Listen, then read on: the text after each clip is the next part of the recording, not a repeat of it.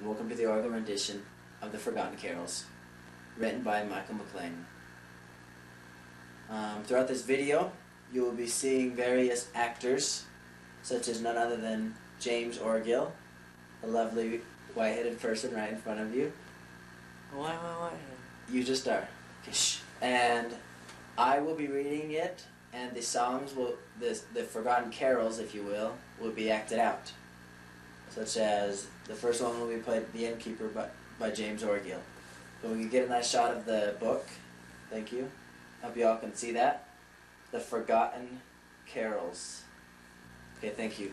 Now, I'm going to go ahead and make this video, because what I was going to do is, I was going to read it on Christmas Eve, but the Orgill family has like pure ADD, like attention deficit disorder. Nobody pays attention ever. And it's all just a big joke. So, we go ahead and make a video out of it. If we put it on the TV, then everybody will listen. So, if you could just sit back, relax, and enjoy the show. I hope you have a nice Christmas. The story. Chapter 1. My name is Constance. Thank you, Jimmy Joe. Okay, everybody listen. We're going to go ahead and start the show.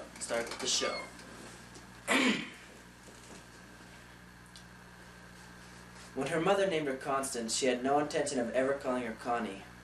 Her mother once explained to her that Constance was a solid name. Don't touch it, Jimmy Joe. A name with substance and dignity. But Connie, well, Connie was just fluff. A lot of young girls growing up in her neighborhood would have welcomed a friendly, "Hi, Connie," from her friends at school. Or at the very least, would have welcomed the greeting with a smile. Not Constance.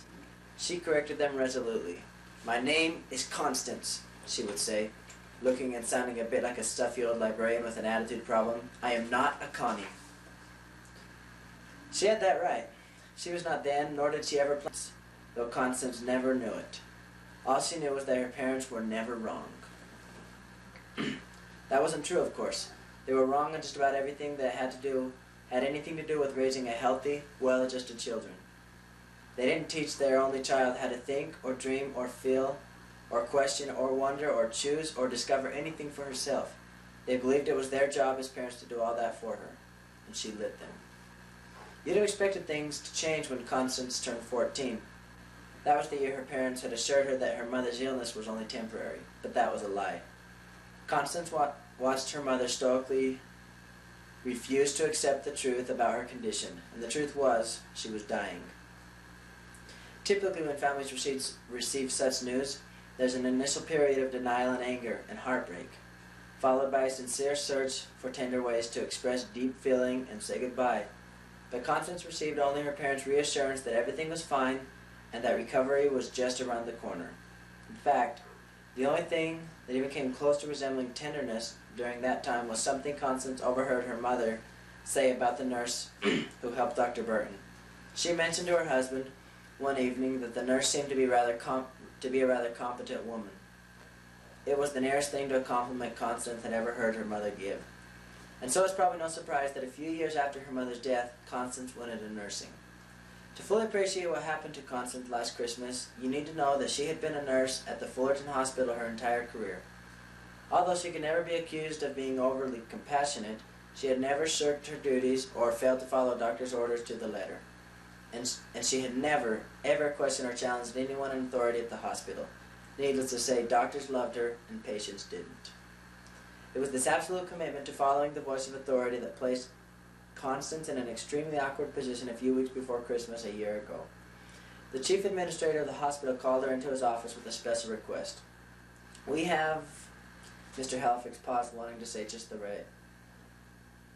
just right, "a special responsibility here at Fullerton. Constance sat up straight in her chair.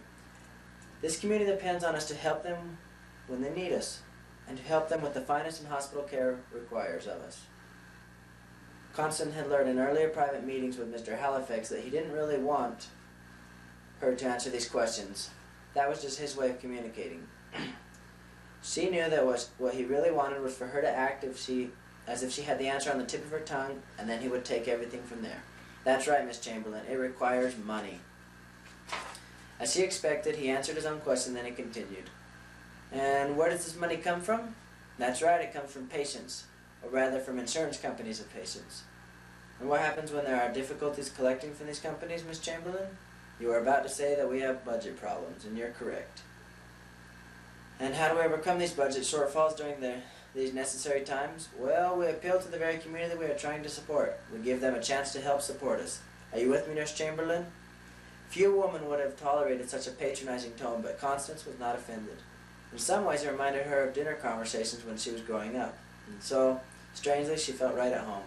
She nodded her agreement, much as she had done most of her life. Then you're with me. Good.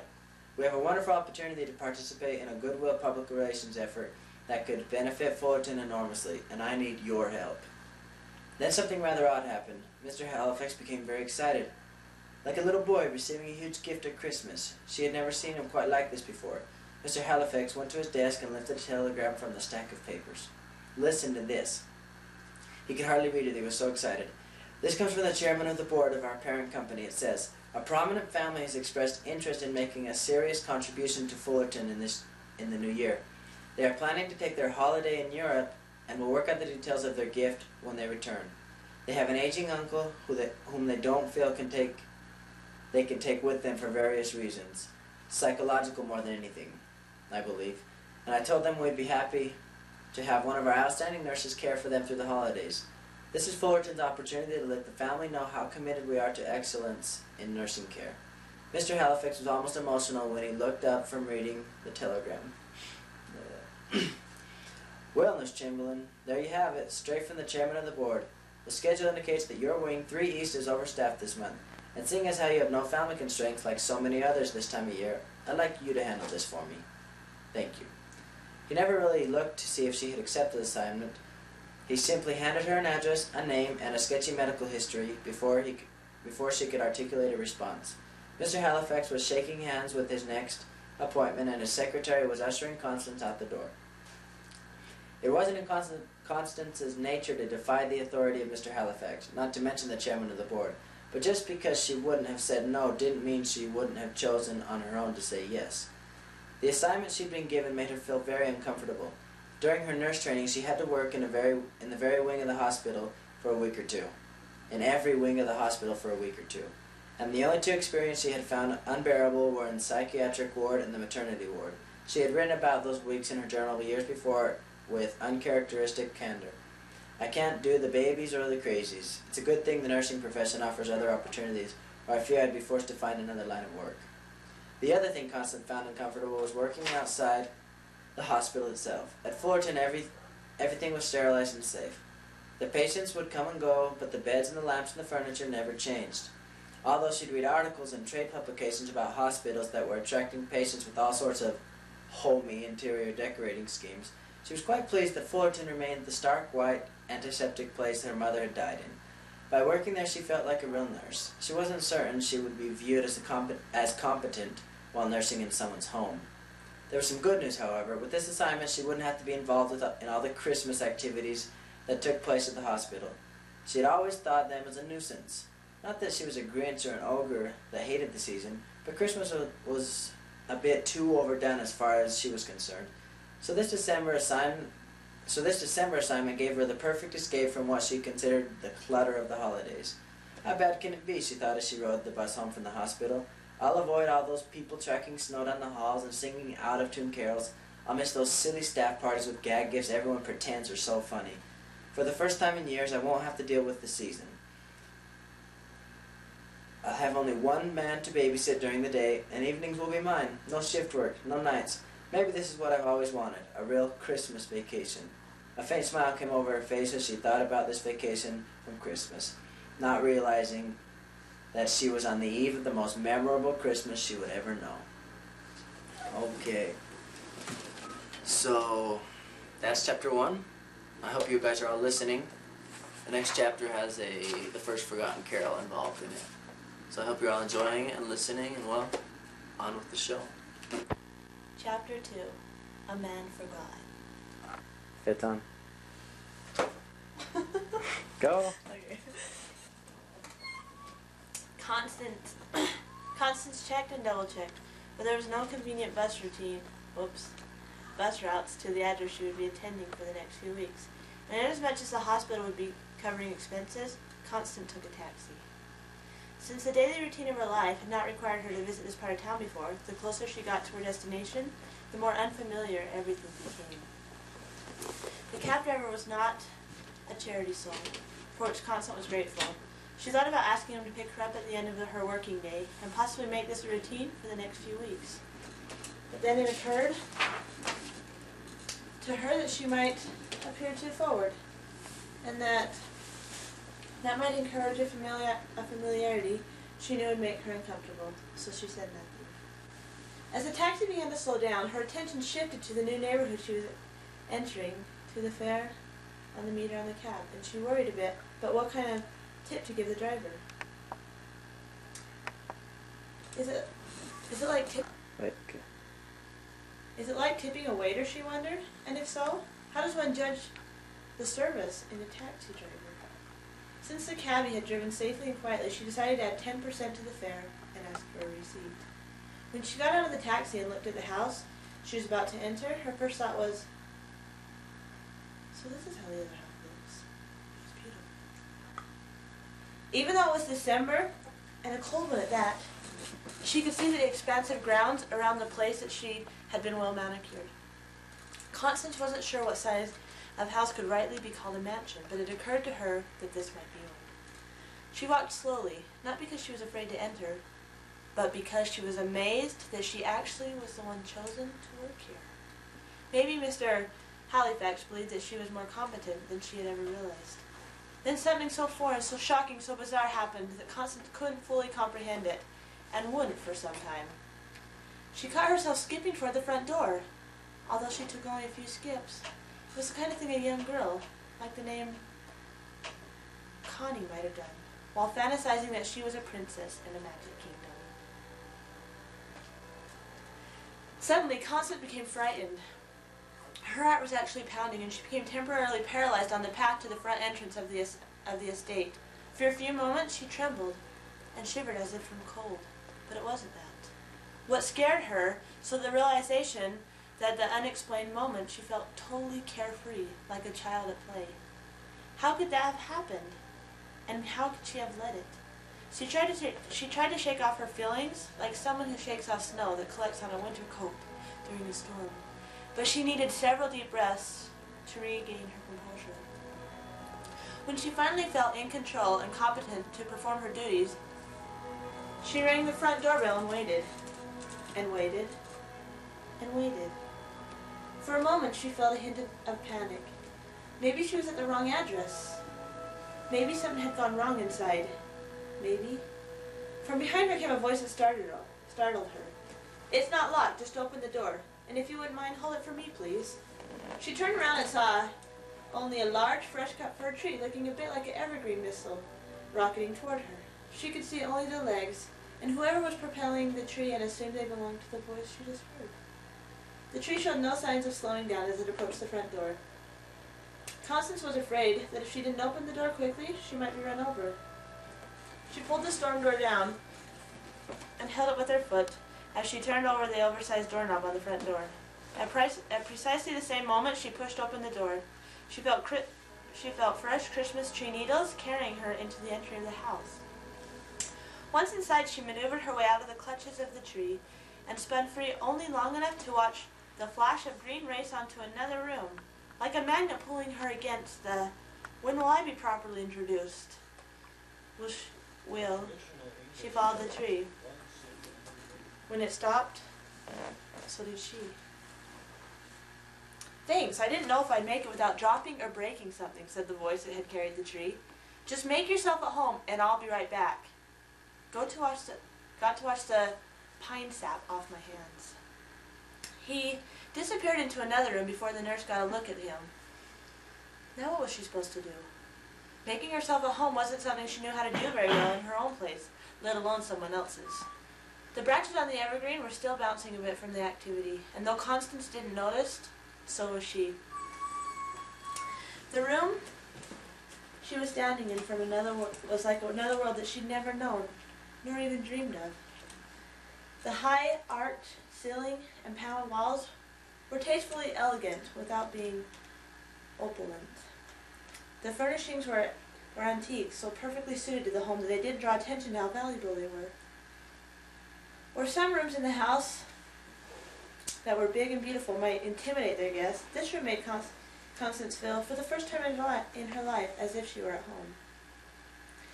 But after briefly indulging herself into this newfound warmth, her sense of professionalism, as she liked to think of it, caused her to dismiss her feelings.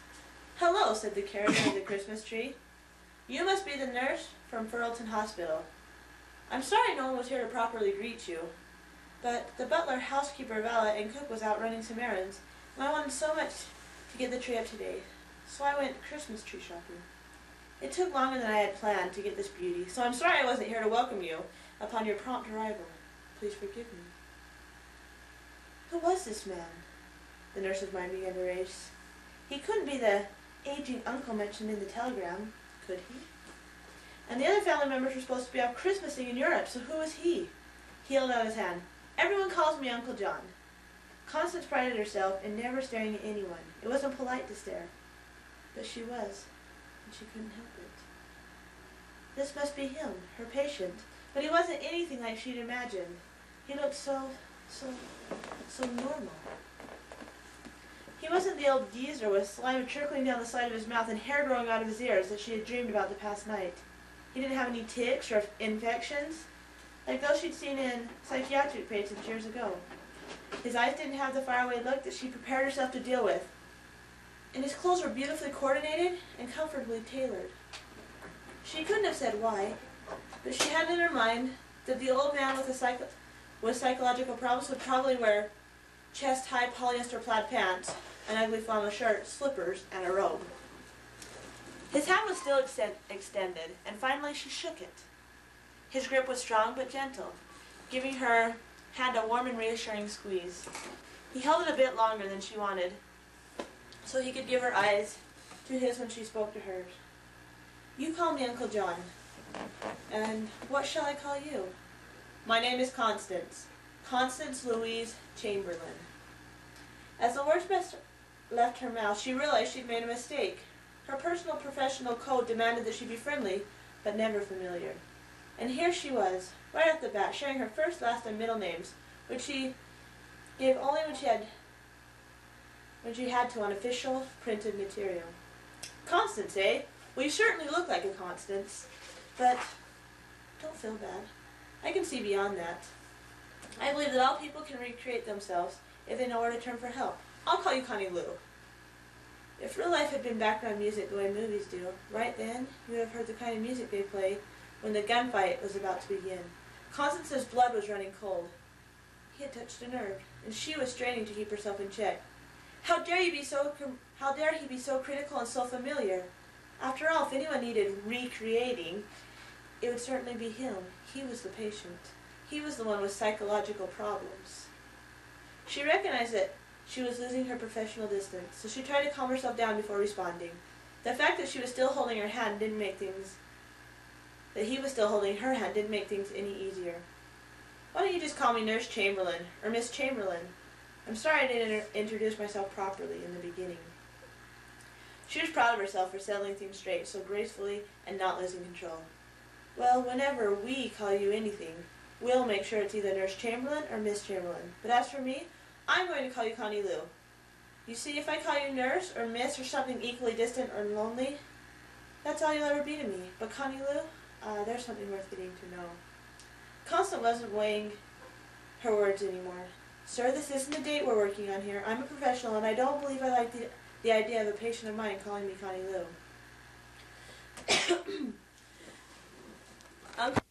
Uncle's eyes always sparkled, but the gleam seemed to turn up a notch with each exchange in their conversation. He thought a moment and then replied, "You're right. It's not fair that I tell you what name you can call me and then turn around and tell you what I'll call you." The nurse didn't think it was visible, but her patient could see the hint of a sigh, part relief, part victory. Then, when she was confident that the matter was settled, her patient said, "You don't have to call me Uncle John, just because everyone else does. Call me whatever you like, and I'll call you Connie Lou." The background music no one could hear changed from dueling drama to comic farce. Connie Louise Chamberlain recognized what should have been obvious before she got there. This was all a game for this man, and she couldn't take anything he said or did personally. She was dealing with someone who obviously wasn't right in his mind, or else he wouldn't need a nurse to stay with him. She decided that for the good of Fullerton Hospital and for the much-needed gift this patient's family might bring when they returned from Europe, she could play along as best she could. Well, very well then, Constance said with a smile born of inner resolve and confidence that she was handling the situation properly. I'll call you John, or Uncle John if you would like.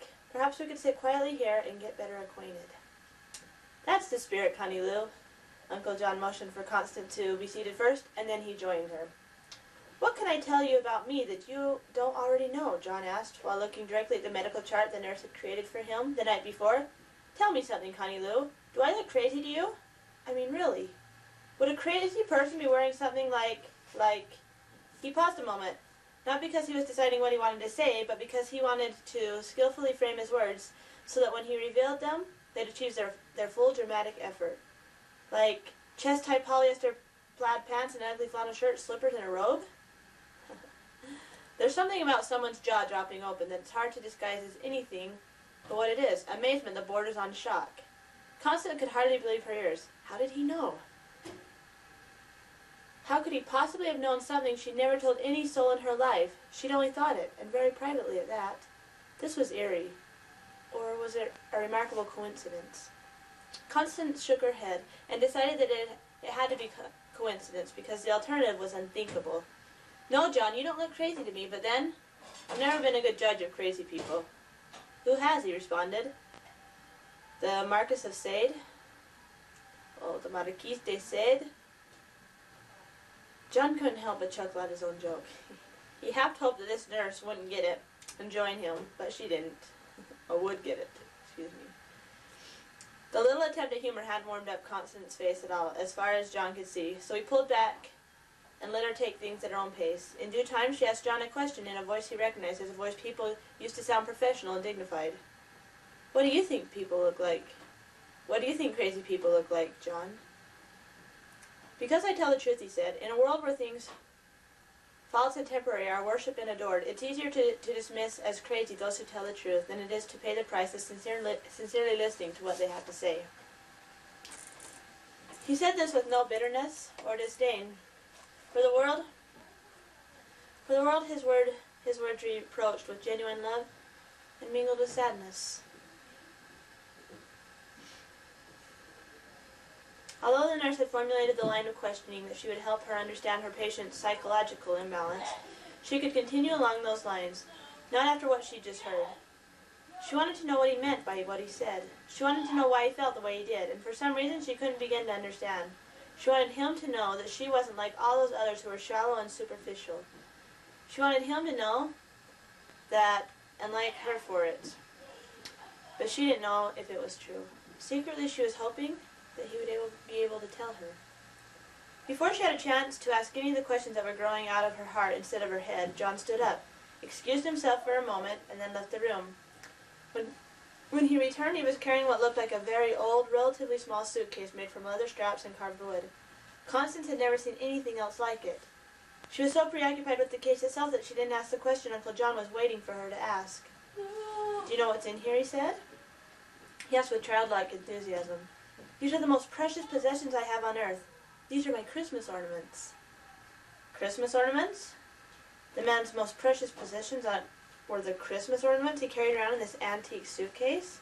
Constance made an attitude adjustment then and there.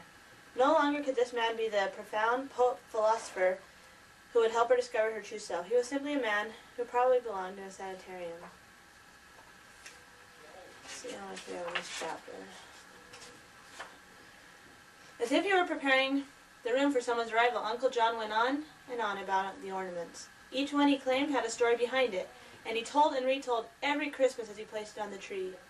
As he carried on about all the contents of his still unopened suitcase, Constance had an old thought, particularly for someone who never cared much for the folderol of putting up and down Christmas decorations. She thought to herself, this can't possibly be enough ornaments in that suitcase for this to trim this enormous tree.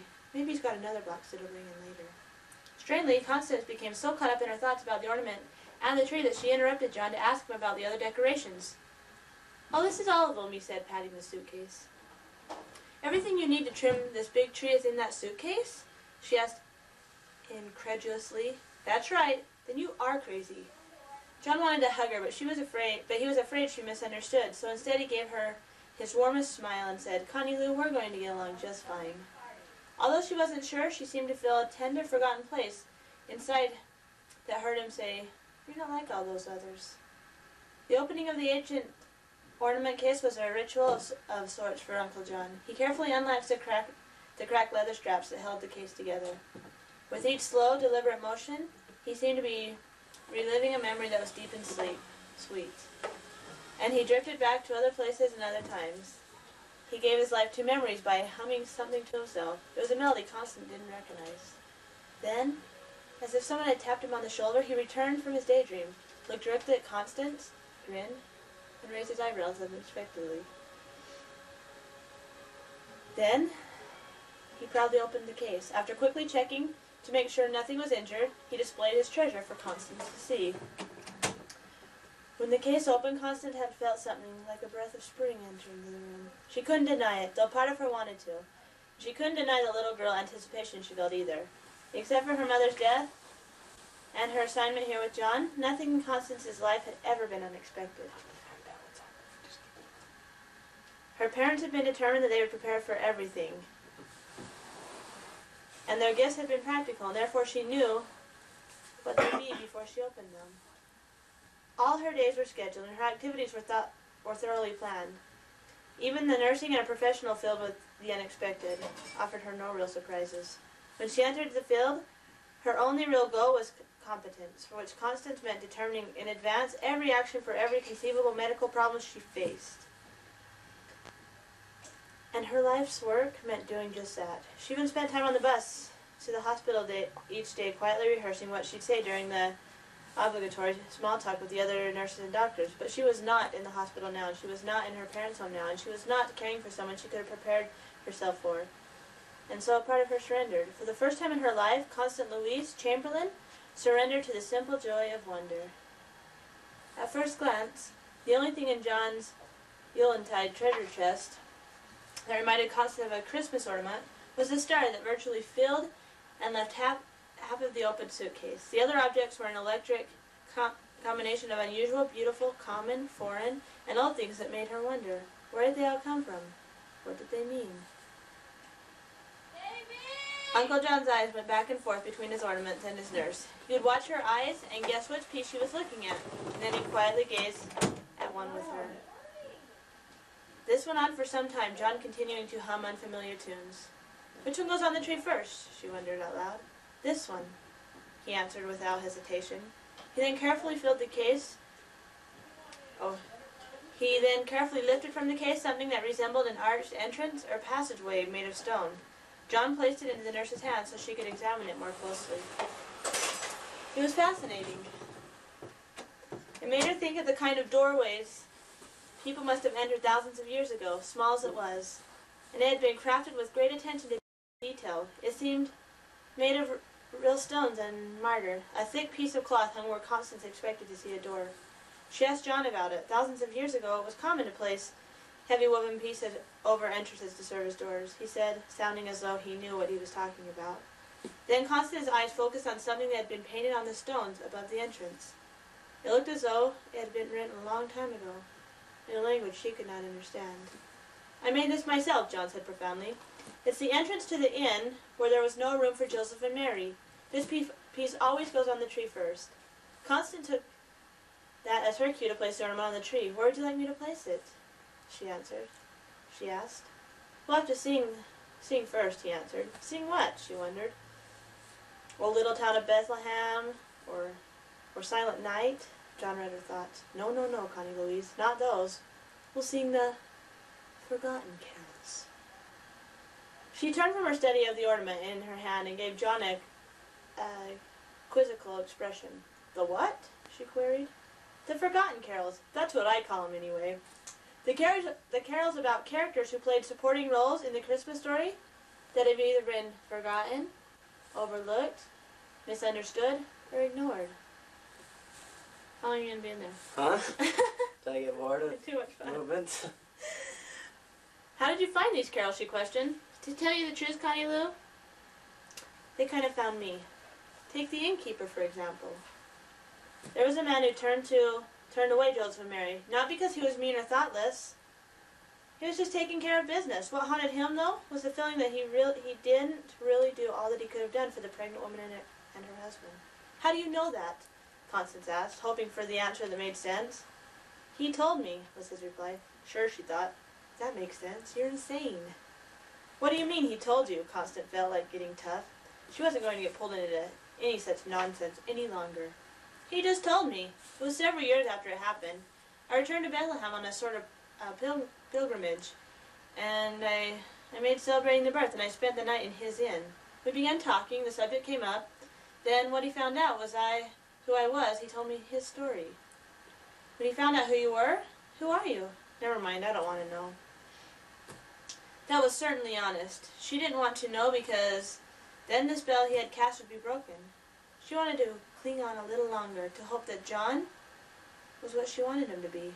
But with everything he was telling her now, she realized he couldn't be anything other than what Mrs. Halifax had said he was, an aging uncle with psychological problems.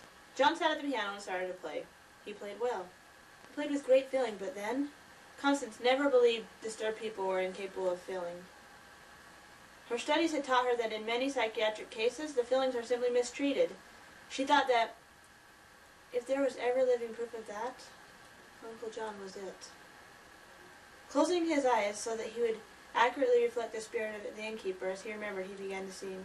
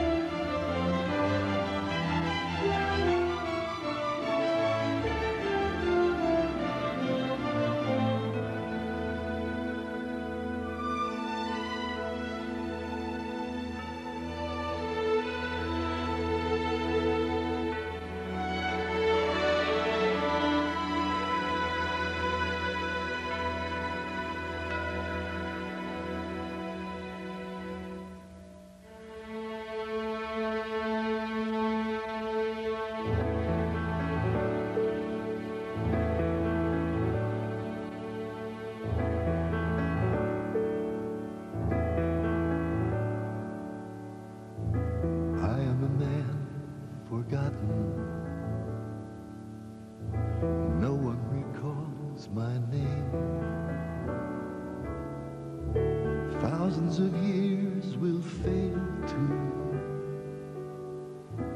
fully erase my shame. But I turned a profit nicely that day that I turned the couple away. I turned them away.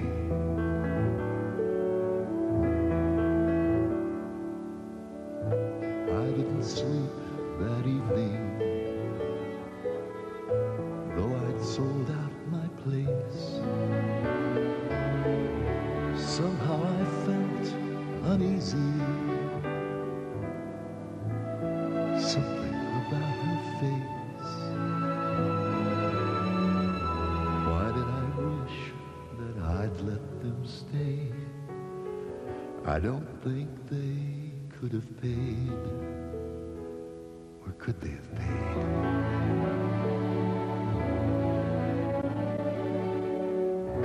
Restless, I left my bedroom. I walked the streets all night,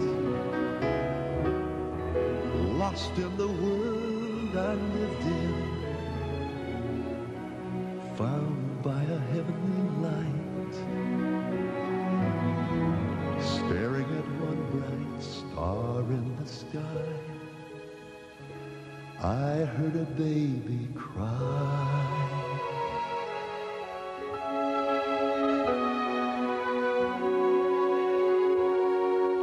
And I knew where that cry had come from, 'cause I told them where they could go. But I didn't think I could face them, so I walked slowly home, missing my chance to share in their joy. I never saw the boy.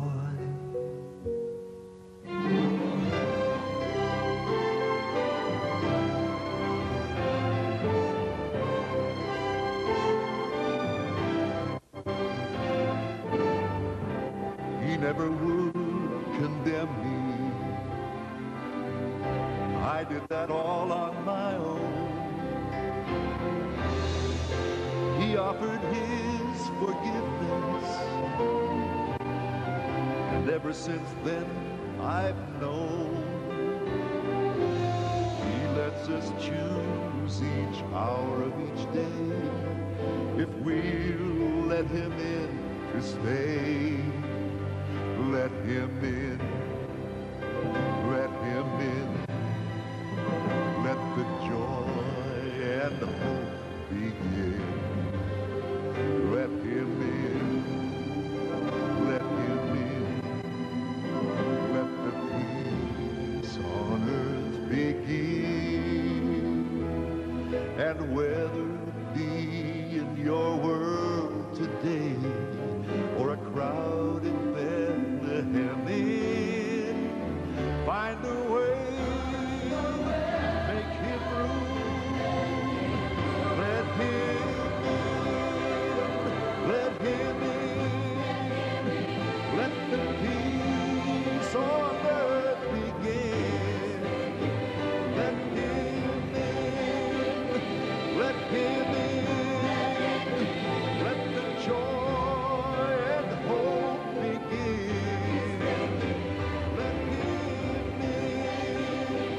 Let him in, let him in, let him in, let him in.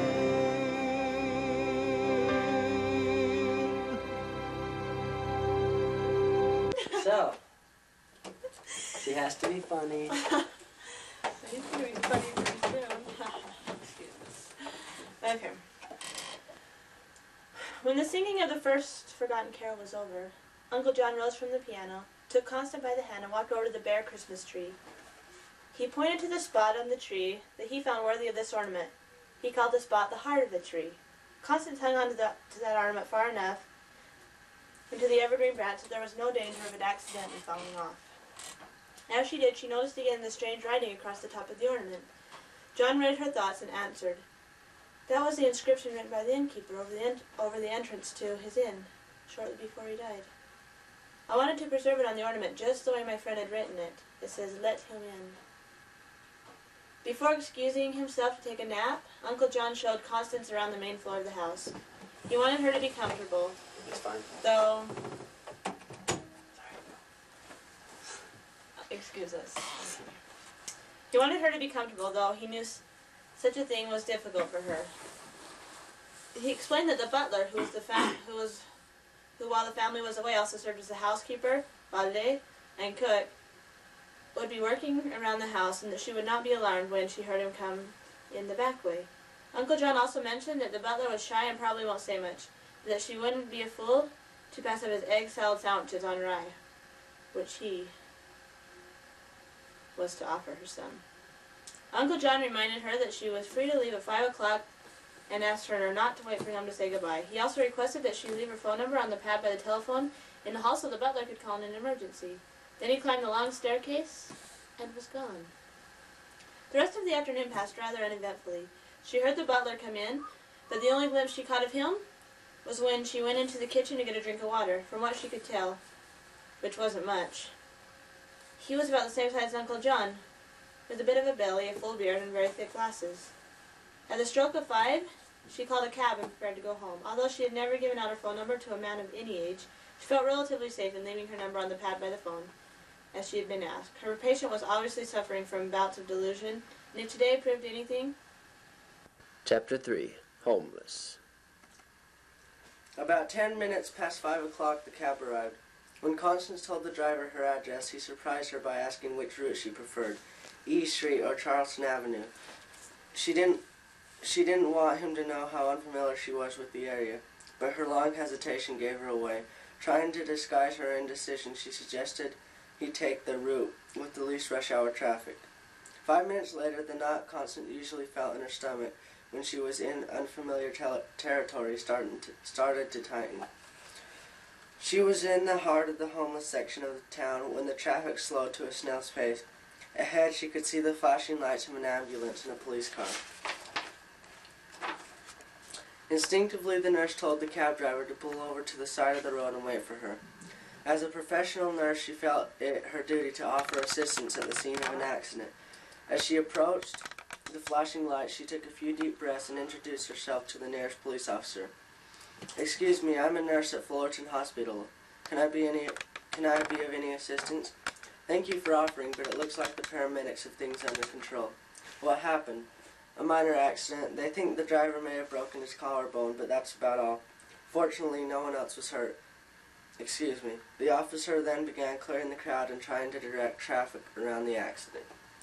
On the walk back to the taxi, Constance noticed the mattresses on the streets and the cardboard shelters leaned against the side of the buildings. People actually live here, she thought, and she wondered how many of them were sick or would soon become sick in such conditions. Although she'd seen homeless people at the hospital before and had treated several, it was different walking among them. She felt a compassion that was absent in her hospital work as she walked along the street where these people tried to survive. As she crossed the last side street before reaching her taxi, she heard some street singing. A group was huddled around a fire they had built in an old metal garbage can, spray painted like a Christmas tree. They sang a bittersweet Christmas song that Constance had never heard before.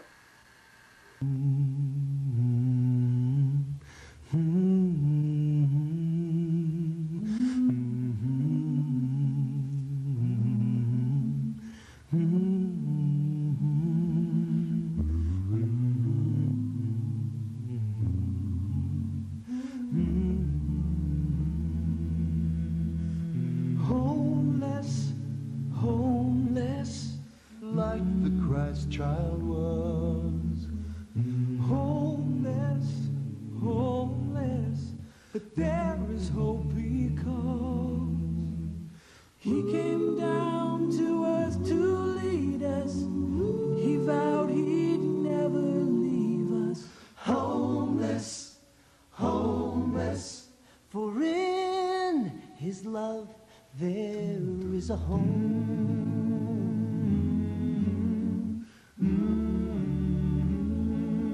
Oh, so homeless, homeless was his humble birth. He was homeless, homeless, and still he changed the earth. Nothing kept his heart from giving, though most of his life was living. Homeless, homeless, he showed it's how we live, not where. When his homeless days on earth were done, when his homeless days were done, he went home to where we all came from.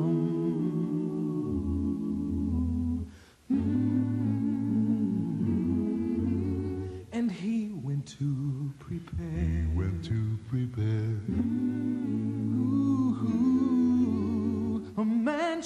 for us there. He gave his whole life to lead us, and I know he'll never leave us homeless, homeless. For in his love there's a home.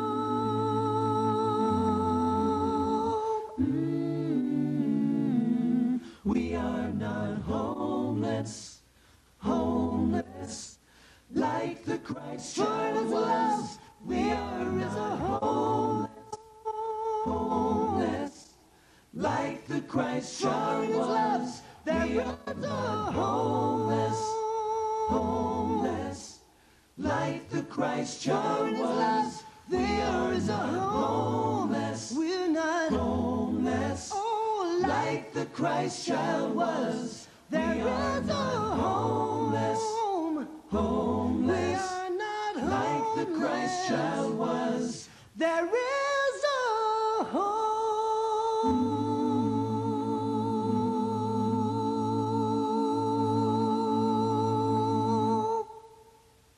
As she pulled herself away from this unlikely group of Christmas carolers, she was struck by how much she wanted to give them something. Some money, a handout, but no one asked. Here, of all places, she would have expected panhandlers and beggars. But instead she found dignity and hope. Where had it come from? She wondered as the taxi drove her home. Where had it come from? After supper and before calling it a day, she thought she'd read a while. She tried to get into her routine of studying from nursing journals and medical books, but for some reason that was impossible. Then she tried to do some casual reading, but nothing she read was anywhere near as interesting as her own reflections on the day. Later, while she was getting ready for bed, she detected that sense of anticipation she'd felt earlier that day, but she didn't fight it, and while she brushed out her hair, she found herself humming tunes that until today she'd never heard before. That it? Yep. Chapter 4. You were not in Bethlehem. The next day at the mansion, Constance was greeted at the door by the butler. Greeted is probably the wrong word. He didn't say anything to her that she could properly understand. After opening the door for her, he mumbled something and went upstairs. He must be going to announce my arrival to Uncle John, she thought. She hung her coat and scarf up in the hall closet and found a comfortable chair in the main room and waited. Then she heard a clear, thin sound coming from upstairs. It sounded like a wooden flute of some kind. The melody was so hypnotic, but the actual sound of the instrument was even more so. As the sound got closer, she expected any moment to see Uncle John coming down the stairs, playing whatever instrument was making that remarkable sound. What she didn't expect to see was a man dressed like a shepherd who lived at the time of Christ, but that's how John looked. The clothes he was wearing were as remarkable as the sound he'd been making. To say that he looked as though he just walked out of the movie Ben-Hur would be an insult, really, because he looked more authentic than anything ever portrayed in a movie. His entrance was so convincing that for a moment Constance didn't think he just looked like a shepherd from Judea's plain, but she thought he was one. But reality came quickly into focus for the professional nurse, and when it did, she didn't know whether to be concerned for her patient's behavior or amused by it. Contrary to her nature, she chose the latter. As he played his haunting tune, he circled his nurse a few times and then motioned her to follow him, Pied Piper style. She did, and he guided her to the open case of Christmas ornaments. Continuing to play the music, he nodded his head toward the ornaments, hoping that Constance would read his thoughts. Strangely enough, she did. She saw a beautiful miniature shepherd's flute like the one John was playing, and she picked it up. It was a remarkable likeness with tiny wooden reeds cut and shaped to look like an ancient instrument. John continued to play for her while she examined the ornament, and then he marched her toward the Christmas tree. Not wanting to stop playing so he could speak, he used his eyes and hand movement to give her the message that she was to place the little flute on the tree. Constance thought she was playing along beautifully and began to hang the ornament on the tree when suddenly John's flute playing sounded like a swarming hive of angry bees. Constance felt a surge of panic, almost dropping the little flute. What's wrong? What was happening? Was he having a seizure? What should she do? The state of emergency she was preparing in her mind to handle didn't last long, however. John took the little flute away from his lips long enough to say, Don't put it so close to the other one, Connie Lou. It's a big tree. When he could see that Constance knew what he meant, he went on playing. Constance decided to hold the miniature flute in a general area of the tree and see if the location met with the shepherd's approval before committing herself to hanging the ornament. She first held it in a space due south of the only other ornament on the tree, and then she looked to John. He gave her a so-so back and forth nod and played a mediocre note over and over again.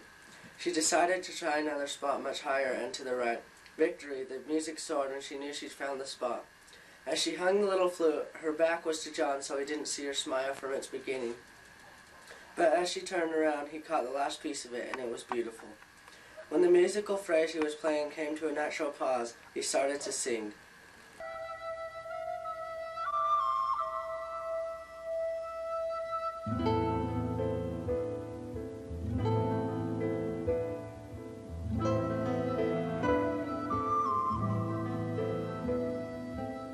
The flock was more than peaceful, the night was dark and deep. The stillness wrapped around me, I drifted off to sleep. And when my friends awoke me, oh, what a tale they had to tell.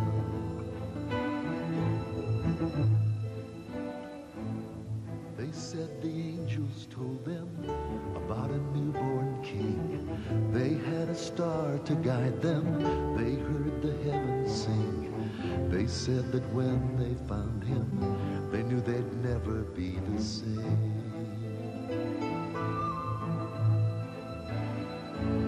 Somehow I did believe them, though everything I knew said I should not believe them. This story can't be true, but there was something magic in the air that made me feel as if I had been there.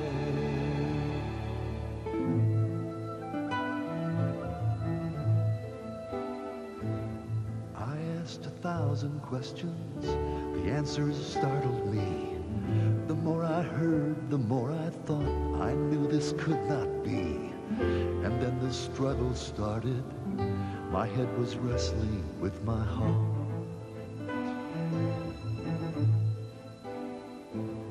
Why would a God from heaven come to the world this way? Why in a lowly stable would the Messiah lay? I shook my head and asked them to tell the story one more time.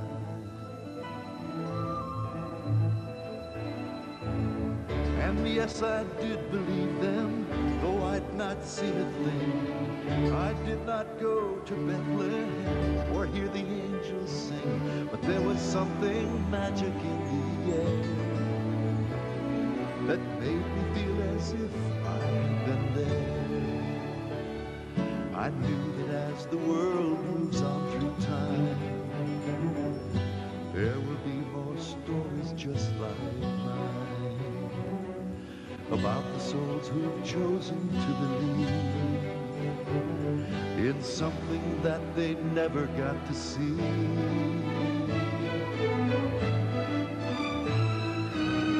And do you think you'll join us, though you've not seen a thing? You were not there in Bethlehem or heard the angels sing, but if you feel the Spirit in the air, then just like me you'll know that he was here, he was here. The King of Kings and Lord of Lords was here, he was here, he was here. And he will come again, 'cause he was here. The King of Kings was here, the Lord of Lords. King of Kings and Lord of Lords was here. He was here. The King of Kings, He was here. the Lord of Lords. And he will come again, 'cause he was here.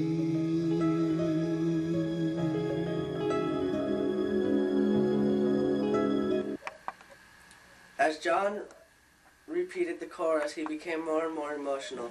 It was as if he had made sure Constance knew what he knew. Constance had seen evangelical preachers on television before and always felt uncomfortable when they became emotional. She thought their crying was simply an act, staged to get them more money. But what she was feeling at that moment with John was completely different. As a nurse, she had seen men cry from pain, but in her whole life she'd never been around a man who cried the sweet tears of spiritual gratitude and joy. She felt something welling up inside, and she knew she had to push it back where it came from. First of all, she had never cried in front of anyone, and she couldn't let that happen now, not in front of a patient. But her greater concern was that she didn't know what it was she was feeling. Perhaps it was the magic in the air. Uncle John took Constance's hand and walked her over to the sofa where he sat her down. "Thank you," he said gratefully, "for letting me share that with you. I love that shepherd." Sitting next to John gave her a chance to feel the fabric of his costume against her skin. "Where did you get this material?" she asked. "I've never seen anything else like it." "This was his, actually. He told me that he wanted me to have it so I'd never forget his story. I never have, and on the day I place his ornament on the tree, I wear his clothes to honor him." Constance wondered what had happened to Uncle John in his life to make him need to create these fantasies. Even though she was not skilled in clinical psychology, she tried to remember her courses on the subject back in college. She dared to ask a few questions in hopes that they would help her get a clearer picture of his mental illness. "Your friend, this shepherd, he died when?" she asked. "About 42 AD, I believe," he said, straining to remember. "But you've lived all this time since then, is that right?" "That's right." "Don't you think that's a little unusual?" she probed. "A little. It's absolutely incredible. How many people do you know who have been around as long as I have?" His response to her question surprised her. "How long do you think you've been around, John?" "Oh, it's getting close to 2,000 years. After a moment, he nodded to himself that his estimate was correct and then continued. "I'd say that's more than a little unusual, wouldn't you, Connie Lou?" "I'd say it's unbelievable." "Well, of course it's unbelievable. If it hadn't happened to me, I'd have a hard time believing it myself." "How did it happen that you have been alive all this time?" John's expression grew a bit more serious. Constance thought she might have hit a nerve, and so she watched him carefully. She had learned in her psychology studies that body language can be very telling. "I can't tell you," he finally said. "You can't tell me because you don't want to or because you don't really know how it happened?" Constance felt very good about her question. "You wouldn't understand, not now, anyway. So let's just leave it at that." John stood up. Constance immediately recognized his standing as the body language clue she had been looking for. He was obviously uncomfortable talking about this and wanted to escape, but she wasn't about to let him. "What are you running away from, John?" He looked puzzled at her question. Constance took his look as more evidence that she was on to something. She persisted. "What are you running away from?" "I'm not running away from anything." "Oh, yes you are," she proclaimed. "No, I'm not," he fired back. "Then why did you stand up just now?" she said slyly. "Because old shepherd clothes itch. I'm going to change." He walked out of the room, leaving his psychologist to read the body language any way she wanted. A voice that cannot sing. Constance decided that she would have to back off for a while. She'd find ways to get to the root of his psychosis if she was patient, she believed. She'd become his friend and ally, and then when he was safe with her, he'd share the innermost feelings of his soul, and she would bring him triumphantly out of the world of his delusions into the world of reality. She was imagining what that would be like to change someone's life. How proud her parents would have to be of her if they were alive. How proud she would feel of herself. She lingered on these feelings for quite a while. Then, awkwardly crashing through the swinging door that led to the kitchen, came the butler with the silver tray full of food and 2 glasses of juice. He practically dropped the tray on the coffee table near the sofa where she sat, and as he walked back to the kitchen, she heard him mumble, "Egg salad on rye." The sandwiches did look good, and John had told her she'd be foolish to pass them up, but she didn't know whether to wait for John or to go ahead. While she was trying to decide what to do, she heard Uncle John's voice come from upstairs. Are those egg salad sandwiches on rye, I smell?" Connie Lou, you go ahead and get started. I'll be right down. Constance took one of the half sandwiches and sniffed it before taking a bite. She never noticed egg salad to have much of a smell at all. John must be very sensitive to aroma, she thought. And then she took a bite. Ambrosia! Uncle John was right. Anyone who passed up these was a fool. Uncle John joined her dressed as he had been the day before, and he looked comfortable. As they ate, they both commented on what a treat the food was, and when they finished, Uncle John announced, "Time we do another ornament." From a special case of Christmas ornaments, he had selected one that looked like a very old writing tool. When John presented it to Constance for her inspection, she could still see the ink stains on the tip. When he handed the pen back to John, he walked it over to the tree and was about to place it there when something shocked Constance. A thought seized her brain and made her captive to its wishes. She quietly raced to the piano and began pounding on its keys with reckless abandon. When Uncle John's head spun around to see what was the matter, she saw in his eyes the kind of bewildered panic she experienced herself not long ago. When she had his complete attention with grand dramatic effect, she said, "Don't put it so close to the other one, Uncle John. It's a big tree." Her laughter started as a mischievous little chuckle that emancipated from her brain. Then it swept through her body like a fire that hit full strength in her stomach, and before she could contain it, she was laughing uncontrollably. It was contagious. John began laughing a bit himself at the joke she had played on him, but it grew into his own belly simply because his nurse was laughing so crazily.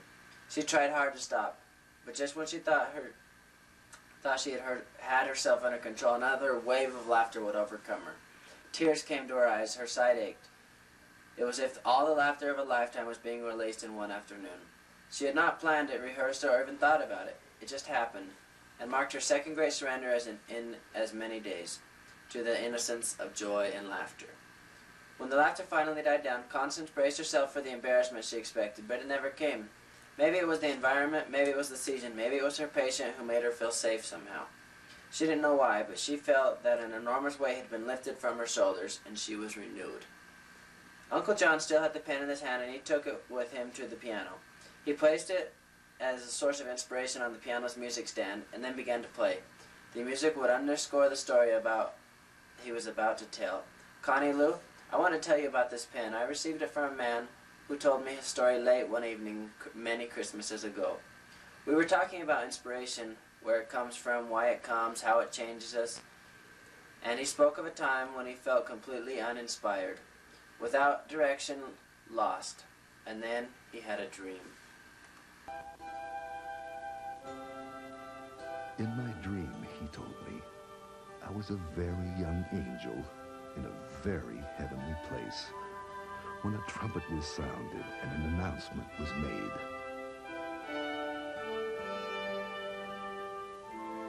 All the angels in heaven were invited to audition for the choir that would announce the holy birth. There was an excitement and sense of anticipation that caused my little angel heart to almost burst.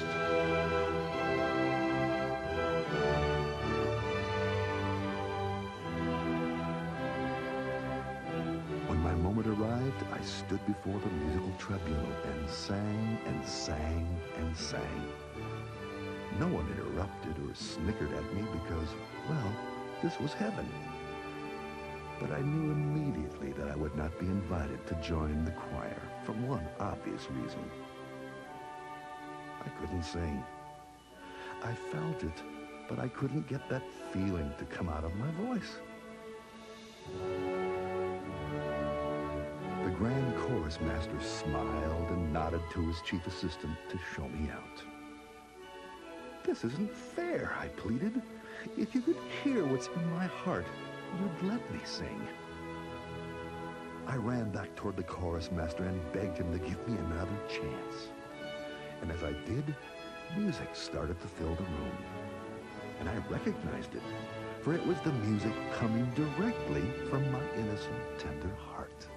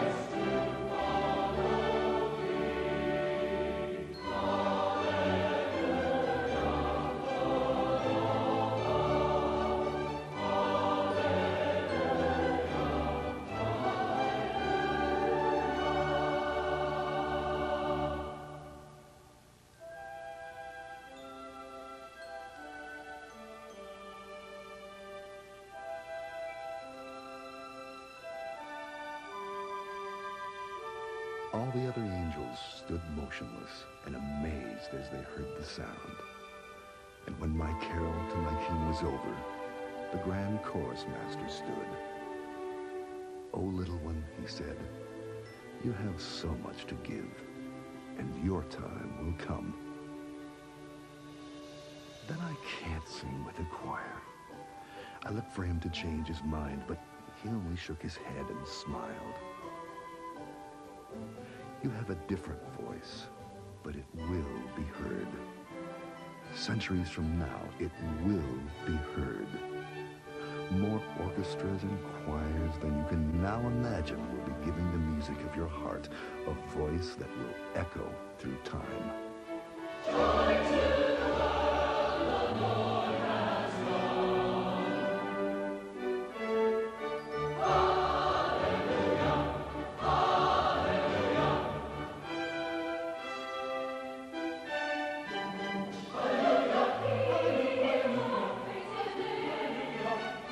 Hallelujah,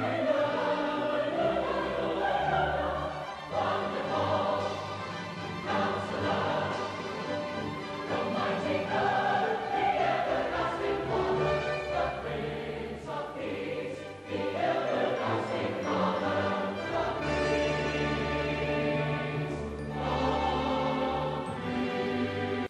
Exclaimed. "This is the pen of George Frederick Handel, the one he wrote the Messiah with," John clarified. "I can't believe it," she said. "No," John corrected her, "you won't believe it. There's a big difference." "What do you mean?" she said, a little defensively. "You made up your mind a long time ago that something like this could never happen, and so you've chosen not to believe it could be true." "But it doesn't make any sense," Constance argued. "Why doesn't it?" he asked. "Because things like this just don't happen." She was getting angry. "Says who?" "Says my mother." She couldn't stop the words from racing out of her mouth, and when she said them, she sounded just like schoolgirl she once was. She knew that John could have made a field day out of a response like that. She was waiting for him to tease her the way the children at school used to do, but instead of attacking, he retreated. "Connie Lou, I'm sorry. You don't have to believe me. There's nothing wrong with you because you can't believe. The most natural thing in the world is to question things you want to know why, and want to know why. You haven't failed. You haven't done anything wrong. You're my friend, and I apologize for sounding like I was judging you. Please forgive me." No one had ever asked for Constance's forgiveness before, so she wasn't sure how to give it. And no one had ever told her before that she was all right. People had told her she was competent, but until this moment, she'd never been told that she was all right. She'd never been told it was fine to feel and question and challenge and disagree with an adult. She'd never been treated like this before, and so she didn't know how to act. Uncle John then took the pen that he claimed once belonged to George Handel, and he dipped it into a little ink bottle that was in the ornament case. He then wrote something on a piece of paper, blew the fresh ink dry, and handed the paper to Constance. Before she could read it, he told her it was time for his nap and left the room. The note read, this is what the note said. It said, "Connie Lou, I'm afraid you're stuck with me, and I hope you will learn to like me someday because you can't make me not like you. John." Constance held the note in with the same pen that supposedly wrote the glorious music of Handel's Messiah. She still couldn't believe it had, but she could believe one thing. Today it had written something beautiful. Mary, let me hold her baby. Jimmy Joe's gonna read this one, okay? Go. It started snowing that afternoon, and Constance found herself drawn to the overstuffed chair by the window so she could watch. Although she had a great deal on her mind, the falling snow gave her an excuse to think about nothing for a while. It was a soft and gentle snow, the kind that brings quiet. As she sank into the deep goose-down cushions of her chair, she gazed out the window and watched the ground become a thick white carpet. The butler bumbled into the room and lit a fire in the fireplace, but she barely noticed. The world became soft and peaceful and safe and warm, and she hoped nothing would disturb her for a while. Through the lace curtain of the falling snow, she saw some children starting to build a snowman. Among them was an older woman who looked as if she was having as much fun as the children were. Constance was amazed that a woman that old could be so childlike, so carefree, so much fun. Constance wondered if the woman was the children's grandmother. What a wonderful surprise. It's Sara. Had John not spoken, Constance would not have noticed that he had entered the room. He tapped on the window and tried to get the attention of the woman playing in the snow with the children. Oh, Connie Lou. Just go. Oh, Connie Lou, you have to meet her, she said enthusiastically. Then he opened the window and called, Sara, Sara, come in out of the cold. The woman was helping the children place the head on the snowman. In a minute, John, in a minute. You're going to adore this woman, Connie Lou, Uncle John said confidently. Everybody does. She's one of my favorite forgotten carols. She's what? Constance said as she sat up on the edge of her chair. Uncle John's carol did some of the explaining. She had a way with children, and she molded them like clay. She found the greatness in them all, and she nurtured them each day. Though she never had been married or had children of her own, she could help the toughest child be good, and so she would not be misunderstood. She told her story every chance she could.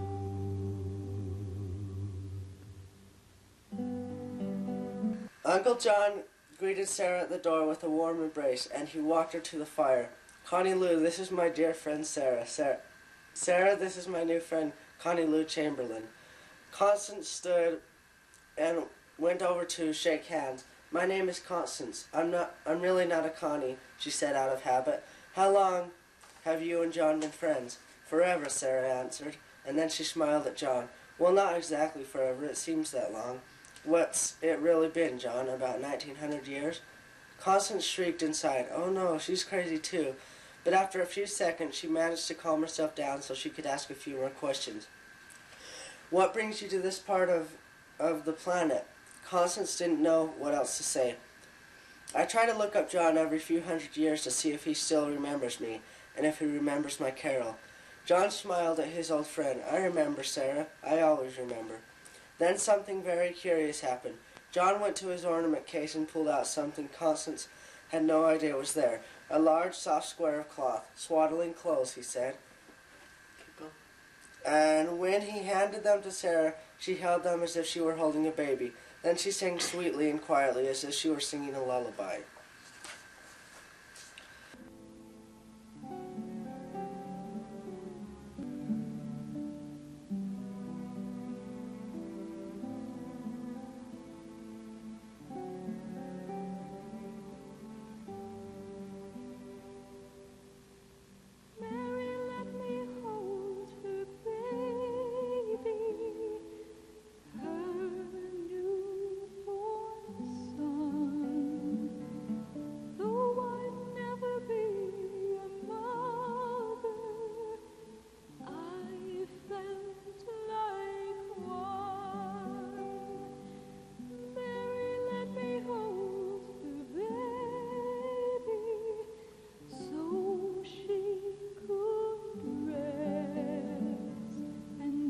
Since that night I held him, my love's endless. Sara hummed quietly and rocked the imagined baby in her arms. As she did, John whispered to Constance. She single-handedly built the largest orphanage in ancient Israel and served there for years. I tried to help her whenever I could. Constance marveled, and she never had children of her own, she asked. Constance marveled, and she never had children of her own, she asked. No one could convince her of that. Every child she met she loved as her own until the day she died. She died? You're telling me this woman's dead? Constance was whispering too. She's just a spirit, John said, keeping his voice low, but she's doing great work on the other side, I'm told. The other side? Of the veil. Sometimes it's very thin, Connie. Sometimes it's very thin. Sara sang the final verse of her forgotten carol while rocking the baby she still saw in her arms. Those like me who can't have children still can be mothers. Something in his eyes convinced me I could serve so many others. Mary, let me hold her baby, so soft and warm.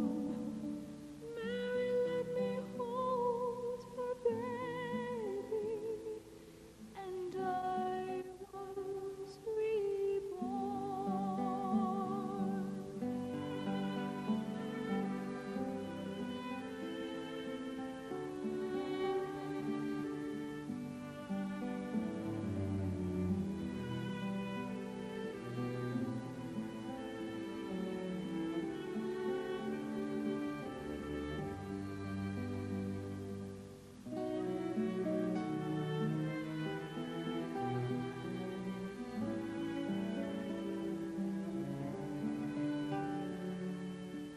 Something in his eyes convinced me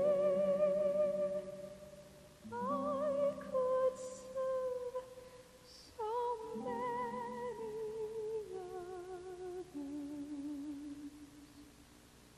Mary, let me hold her baby, so soft and warm.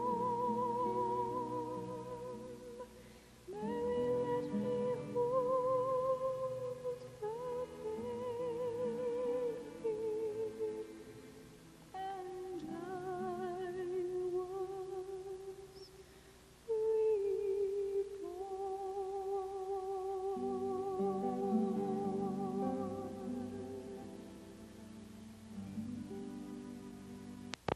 Asleep, Sara said. Then she walked over to Constance. You hold him for a while so I can can visit with John. Then she placed the swaddling clothes in the nurse's arms and walked into the other room with the old man. At first, Constance thought she would feel silly holding the blanket in the room alone, but she didn't. Instead, her heart swelled with so much love that she thought it would burst. And for a moment, just a moment, she thought she saw a baby looking up at her from within the swaddling clothes. Without realizing what she was doing, she started to hum Sara's lullaby. Then a snowball hit the window and she awoke. Disoriented, she looked around but saw no one. I must have dozed off for a few minutes, she thought. She checked the clock. The time was 5:30. She'd been asleep nearly 2 hours. How embarrassing, how unprofessional. She hurried to get her things and then called a cab. While she was waiting for it to arrive, something on the Christmas tree caught her eye, an ornament she hadn't seen before. It was a cloth bow made from a fragment of swaddling clothes.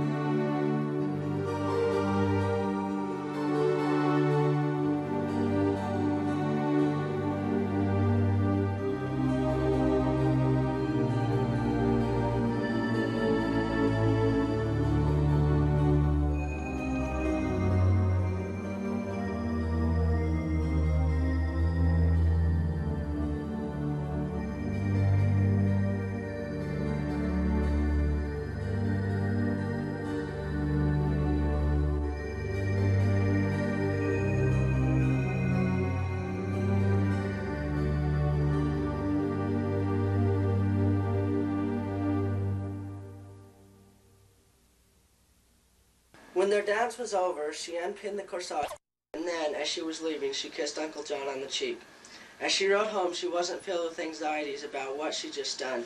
Even though she danced with the patient and kissed him, she didn't feel the slightest guilt or awkwardness or concern.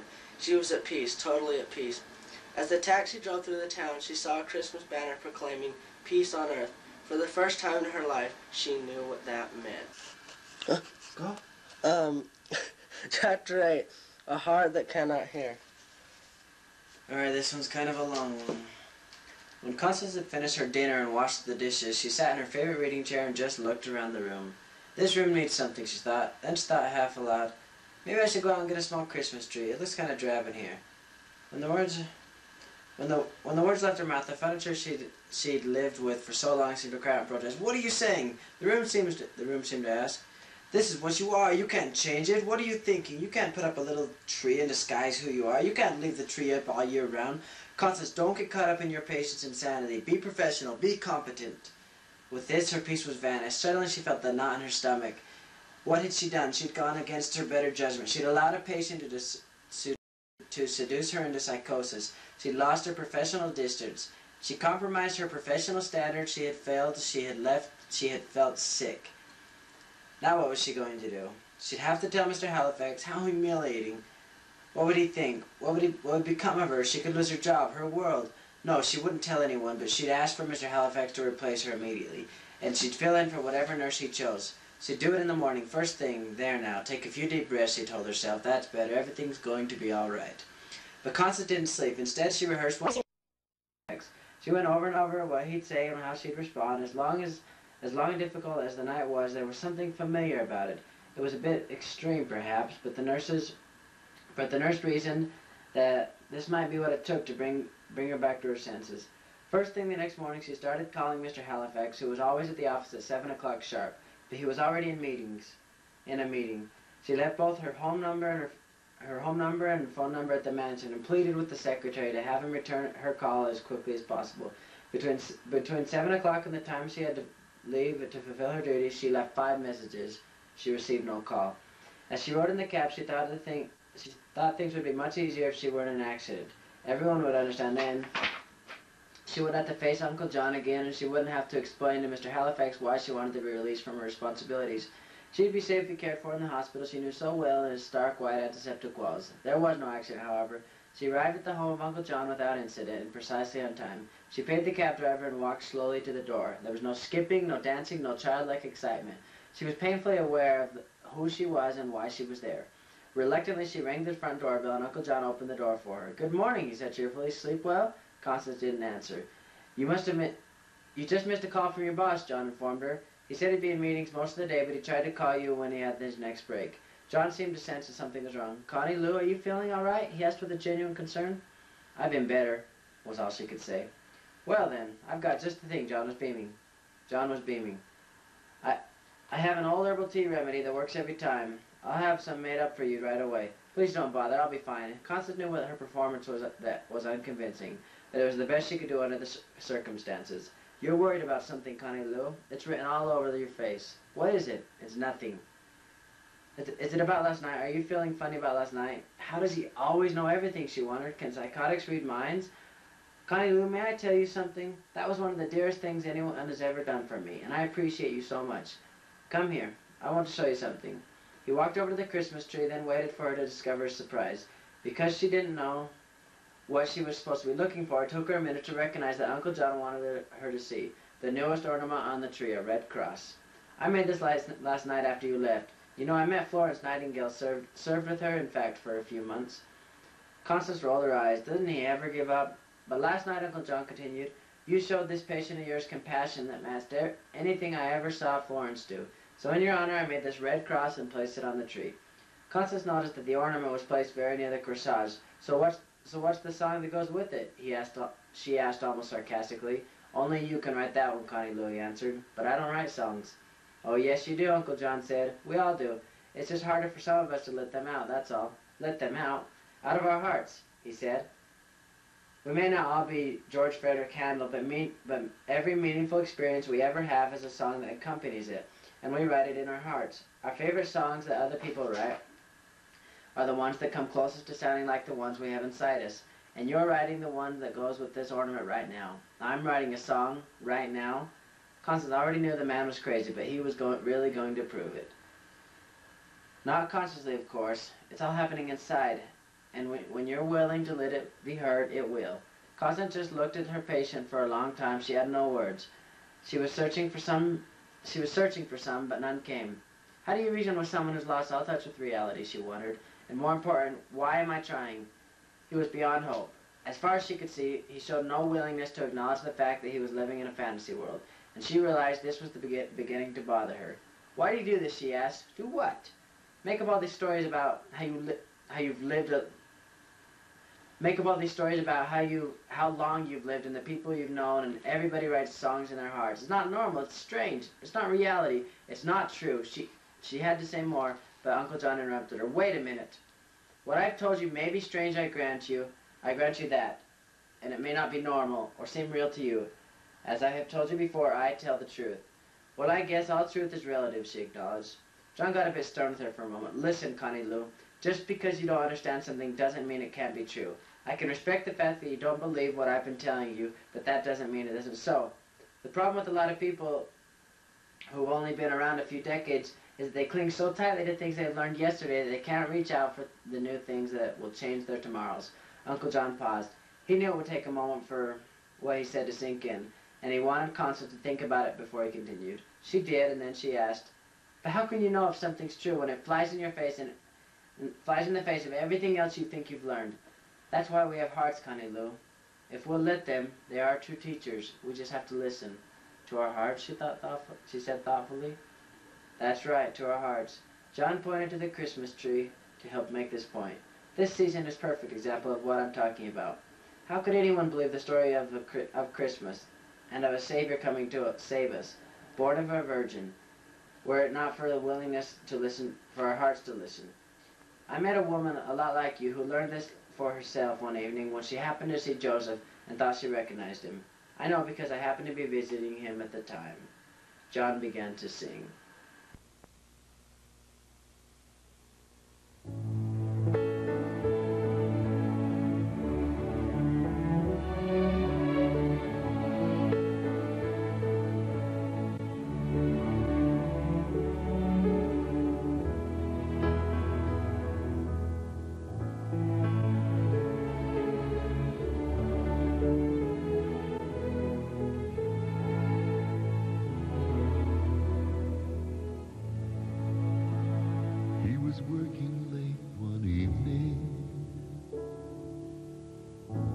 With the wood he knew so well. When she thought she recognized him, though at first she couldn't tell, as she humbly begged his pardon,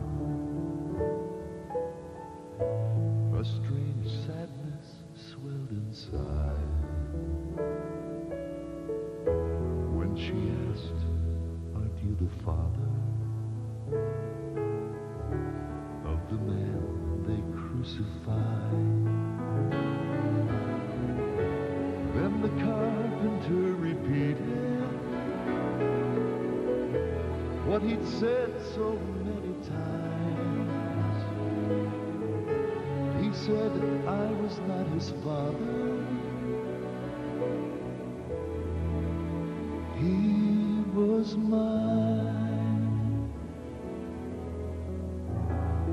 Then he hardly went on working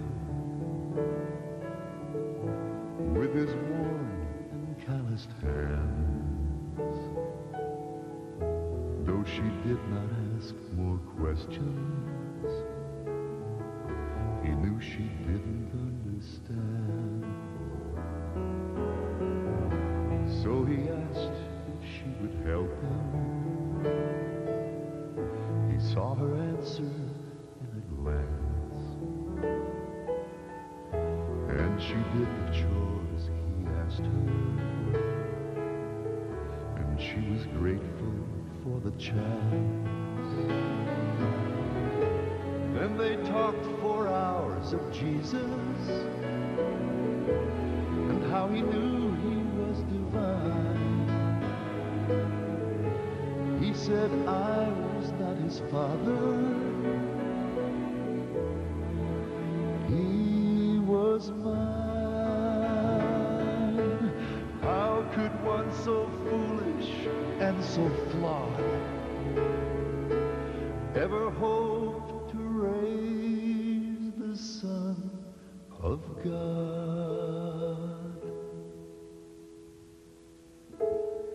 Then he spoke of the misgivings he had had 1,000 times,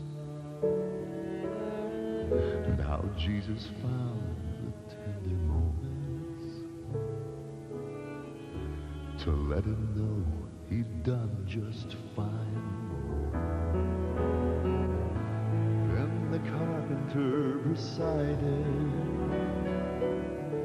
the greatest truths he'd ever learned, and testified they came from Jesus. And then her heart within her burned. Then they embraced as she departed. Joseph told her one more time, tell them I was not his father. Tell them he was mine. No, I was not his father. He was mine.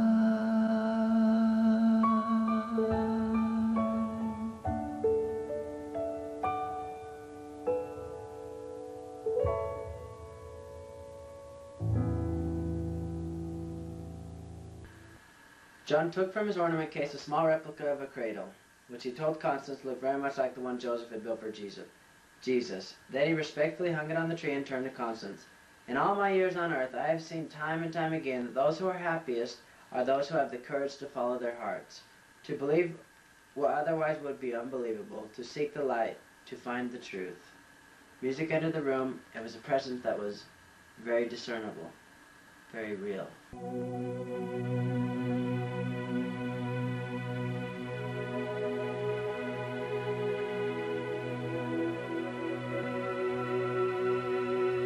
Somewhere beneath the clouds there, they may not play, but in their hearts they can see. There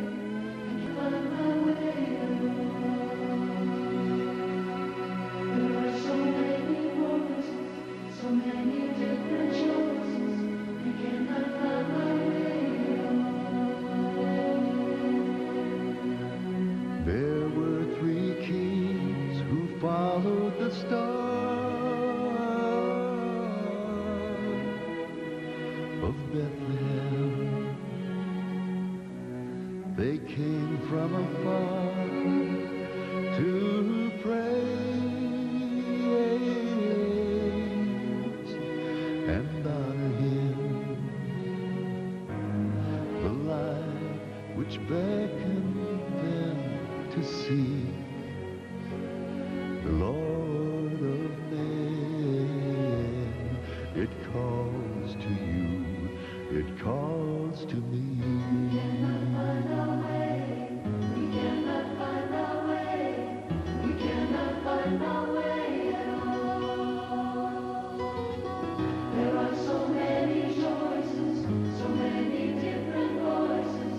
We cannot find our way at all. We're not alone, we have a star that shines today. The love that he gave teaches how and shows the way.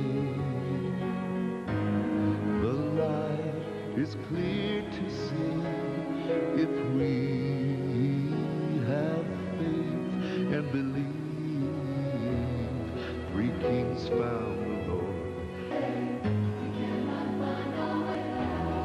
Three kings found the Lord, and so can we.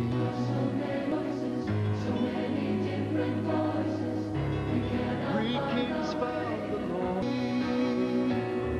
And if you've lost your way, that light burns bright today, and it will shine eternally.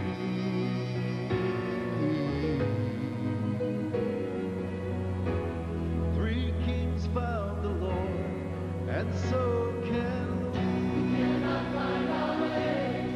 We cannot find our way at all. Three kings found the Lord, and so can we. There are so many choices, so many different voices. We cannot find our way at all. Lord, help us find a way. We need to find a way. Lord, help Three kings found the Lord, and so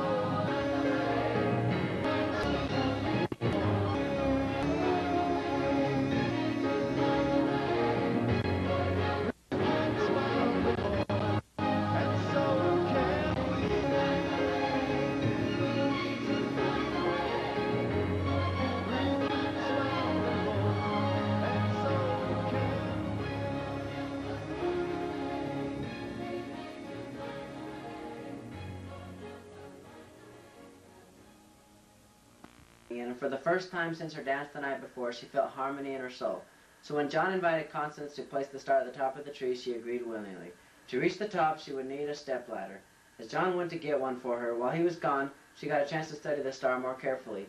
She noticed a pearl in its very center, framed by 4 indentations. 3 of those were filled with what looked like a ruby, an emerald, and sapphire. The 4th indentation was empty.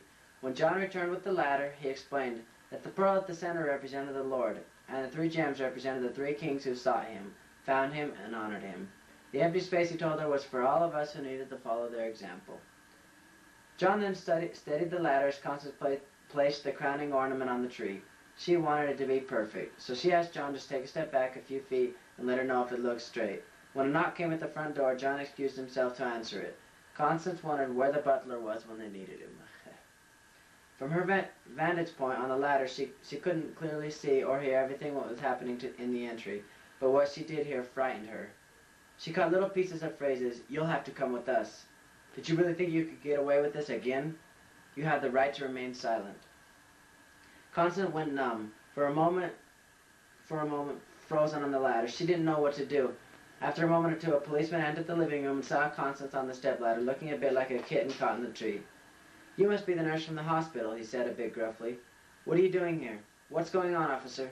she called down to him. "The neighbors called us because they knew this family was on vacation in Europe and were concerned that strangers were in the house." "But this is his house. He's their uncle. And I'm here at their request caring for him. I've got to hand it to the man. He's clever, but he's done this before and kind of gave himself away this time. Don't you want to get down from there?" he asked, and Constance obeyed. "What do you mean he's done this before, officer?" "A couple of years ago, in Granville, a lonely old man sent a wire to a nearby hospital saying that if they would send a nurse to care for the family's aging uncle while they were in Europe, there was a good chance they'd get some kind of a donation when they returned." Constance turned as white as the snow outside. "What happened?" she asked. "Well, from what the Granville sheriff told us, he didn't hurt anybody or steal anything. In fact, the crazy old coot even gave some money to the hospital. So why did he do it?" "Who knows? Maybe he didn't want to spend Christmas alone." The officer shook his head. "Look, I'll need you to come down to the station with me for some routine questioning and then we'll let you go. Sorry for the inconvenience." "What's going to happen to him?" she asked. "He's probably homeless or senile. We'll let him spend a night or two at the jail until we can find out if he's got any relatives. And if no charges are pressed against him, we'll try to find an institution that will take him." Constance gathered her things and rode to the county jail with the officer. He talked on his police radio most of the ride, but Constance didn't hear much of what he was saying. She was lost in a world of her own. At first she was in shock. Then she tried to put the pieces together. And then she became angry at John for playing such a cruel practical joke on her. Maybe it wasn't meant to be a joke on her, but it was. She felt used, deceived, taken advantage of. and the more she thought about it, the angrier she became. After arriving at the station and answering a few questions and giving her statement, she asked if she could see John before she left. She didn't tell the officer why, but she wanted to give him a piece of her mind. While she waited to see if a final meeting with her patient could be arranged, she called the hospital, trying to get through to Mr. Halifax, but he could not be reached. She decided that any message she might leave would only confuse him, since she was still confused herself. So she said she'd talk to him in the morning. It took some doing, but the officer arranged for her to have a few minutes with John before taking him away. "Would you like to have me there as a protection?" he asked her. "For me or for him?" she asked, and she saw a sly grin come over the officer's face. "Well, you both look pretty harmless to me, but in case you have a problem, just holler. I'll be right outside the room." She entered the cubicle where John was sitting and stood in front of him. She wasn't planning on sitting down. She was going to tell him a thing or two, and then make a dramatic exit. Since she hadn't had time to really plan to do what she was going to say or do, she had no idea what would happen. But she didn't care about any of that. She just wanted to let the volcano that was bubbling inside of her erupt. "Well, Mr. Truth, this must be a little awkward for you," she began. Just when you had me right where you wanted me, someone pulled back the curtain. And there you stood, like the mighty Wizard of Oz, revealed as the fraud and scam artist that you are. Tell me, is it exciting to play with someone's heart and mind? Does it give you a feeling of power? John sat listening quietly and somehow understandingly. "I wasn't playing." "You weren't? Then what did you think you were doing?" Constance was stunned to hear herself shout at the old man. It frightened her because she didn't know what else would come out, and she couldn't stop it. "You took advantage of me, and I don't know how. But you knew my weaknesses, my vulnerabilities, just like my mother. You manipulated my emotions, as a sculptor molds his clay. Only you made me something I didn't want to be." As the words flowed out, so did her tears. "You made me something I didn't want to be, and then you left me. You lied to me, and then you left." She was sobbing inconsolably. "I hate you for hurting me." John reached out to comfort her. "Don't touch me, Mother. I'm furious with you." Her words lingered in the air and mingled with the sound of her crying. A flood of hurt poured out and then buried itself in John's shoulder as she wept. He gently stroked her hair and whispered, "Let it all out, Connie Lou, let it all out." As much as she heard, she was beginning to feel cleansed somehow, as if she were washing out an infection in the deepest part of her soul. When the reservoir of tears was empty, she began to breathe normally. John held her by the shoulders and made her look at him. "You can start to heal now, Connie Lou," he said tenderly. "You can start to heal." Chapter 9. The Carol in Her Heart. Almost there. Okay. The guard came in to take John away. Constance wanted a few more minutes, but she couldn't have them. John asked her for a favor. "Could you get my ornaments for me, please?" he said, and then was gone. Constance didn't know if she could do what he asked her. She didn't know if the ornaments were some sort of evidence she wasn't supposed to touch. So she asked the officer if it was all right to return to the house and collect the ornaments along with the rest of his things. He smiled and said he'd arrange for someone to take her. On the ride back to the mansion, she planned what she would do. She'd first check to see if John's clothes, his flute, and the shepherd costume were upstairs in his room. Then she'd get his ornament case, place it near the tree, and then put the ornaments all back in the antique suitcase that carried them. By the time she'd made these plans and had a few mental reviews for possible problems, the police car pulled into the mansion's driveway. Returning to the house, knowing that John wouldn't be there, was odd. She wondered if the butler would be bumbling around somewhere. Immediately upon entering, she set out to execute her plan. First going upstairs to see if anything was left at John's room, wherever that was. At the top of the stairs, she saw a hall with several doors, but since only one was open, she thought she'd try there first. On the bed were some things she'd expected to see, and a few she didn't. John's sweater was there, and his shepherd clothing, and his flute, but next to the flute was a wig, a beard, thick glasses, and some padding, and the clothes she had seen the butler wear. In those few glimpses she'd had of him, she was surprised, but then again, she wasn't that surprised. The more she thought about it, her greatest surprise came when she went downstairs and collected the old Christmas ornament suitcase. When she picked it up to move it closer to the tree, a flap inside the lid fell open and out spilled several newspaper articles and an envelope. In the envelope was a cashier's check made out to the Fullerton Hospital for $5,000. Not exactly a major endowment, but it was a promised gift nonetheless. Constance wondered where a man like John could have come up with the money. She hoped it wasn't stolen. The newspaper articles were in various shades of aging yellow, but the headlines carried similar themes. One article from the Granville Gazette in December of 1988 was cleverly headlined, "Deck the halls with boughs of folly. It appears that Santa isn't the only one who sneaks into the people's houses to surprise them at Christmas time. Last week in the suburb of..."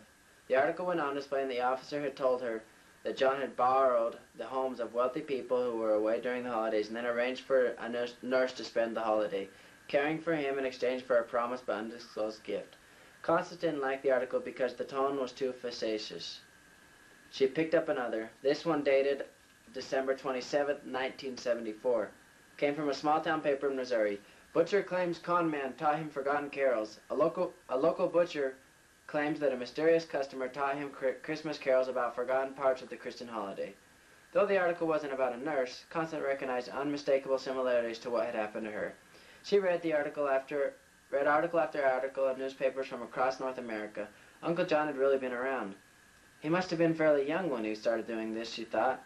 Then when she read an article from the Des Moines Register of December 1948. But then she noticed what he referred to as a dignified but aging gentleman suffered from a mild psychosis. There were several articles from the war years and the Depression. They all told the same basic story, yet the tone of the articles during those difficult years was different, like the headline from New York newspaper in the 1940s. New York family claims their own miracle on 34th Street. The further back Constance read, the more fragile the paper of the articles, and the darker their color. She felt compelled to read every one, but as the dates on the paper approached the turn of the century, she got chills. And then she saw something that changed everything. It wasn't a particularly different headline from all the rest, and the story was certainly familiar enough. But the date on the paper it was taken from was December 29th, 1805. Constance carefully returned the article to their special compartment in the suitcase and reported to the officer, who was on the phone in the other room about the cashier's check to the hospital. Then she proceeded to take the ornaments off the tree. As she held each one, she was enveloped in the memories and the melodies that accompanied them. She rediscovered the significance and meaning of each one: the star, the cradle, the bow made of swaddling clothes, the corsage of dried flowers, the composer's pen, the shepherd's flute, the entrance to the inn. All filled her heart again as she placed them in their appointed place in the leather and wood case. There wasn't a place for the newest ornament in the collection, the red cross, and no melody came quickly to her mind as she held it. But one was there, buried in her heart, and without her knowing how it happened, suddenly it was set free.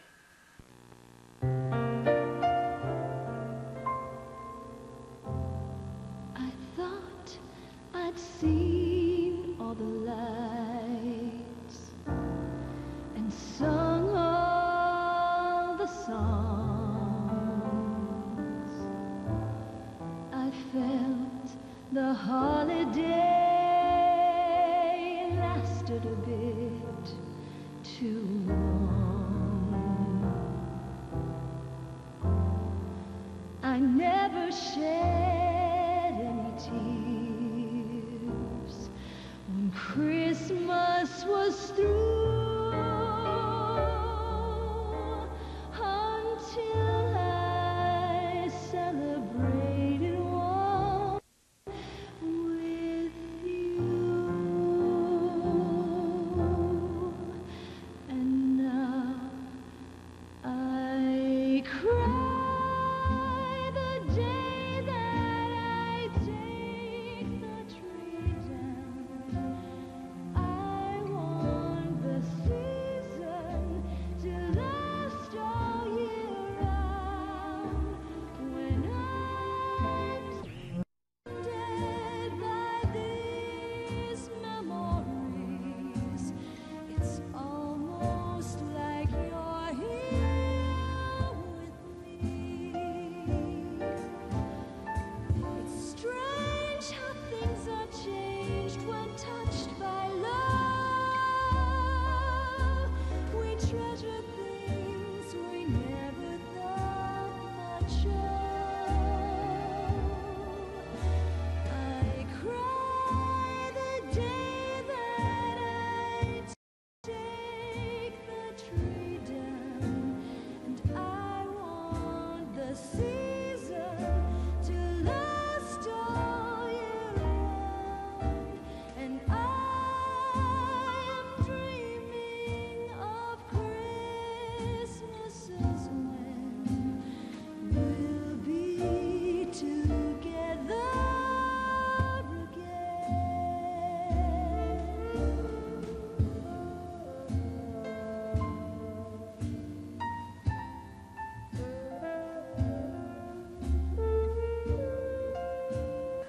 She could hardly finish the song for the tears. She'd never cried tears like that before. They were cleansing tears that carried a lifetime of unexpressed feelings. They were tears of love lost and the love found. They were tears of understanding all she had missed, and tears of gratitude for all she could now receive. When she had cried them all out, she felt reborn. Oh, how she wished that John could have heard her carol, the one he had told her she was writing in her heart. Of all the people in all the world, he was the one she most wanted to share it with. Perhaps she would have that chance when she returned his ornaments, she thought.